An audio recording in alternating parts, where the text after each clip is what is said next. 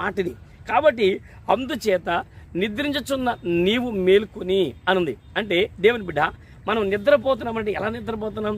మనం ఏమంటామంటే లేదంటే నేను మెలుకున్నా. ఇప్పుడు ఒకవేళ ఎవరిని ఇదే వాక్యం చదివి నిలబడిన వ్యక్తితో ఎవరైనా ఒక వ్యక్తి నిలబడి ఈ వాక్యం చదివి నిద్రించున్న నీవు మేలుకొని మృతుల్లో నుంచి నిమ్ము అన్నాడు అనుకోండి, నేను చావలేదు కదా, నేను నిద్రపోలేదు కదండి, ఇదేంటి ఈ మాట అనంటే నెమ్మదిగా ఆలోచించండి. ఇది మనిషి జ్ఞానానికి అందనంత దూరంలో ఏమి లేదు. అందుకే దేవుడి వాక్యం ఏంటంటే నా ఆజ్ఞలు నా కాడి సులువుగాను తేలికగాను ఉంటుంది, అది నీ నోటను నీ హృదయంలో ఉన్నది.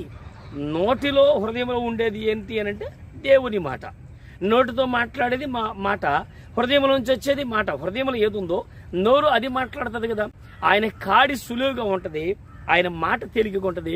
అదంత అర్థమ కాకుండా ఏమి రహస్య భావంతో దేవుడు కొన్ని విషయాలు ప్రవచన వాక్కులు అలా చెప్పాడు తప్ప మానవ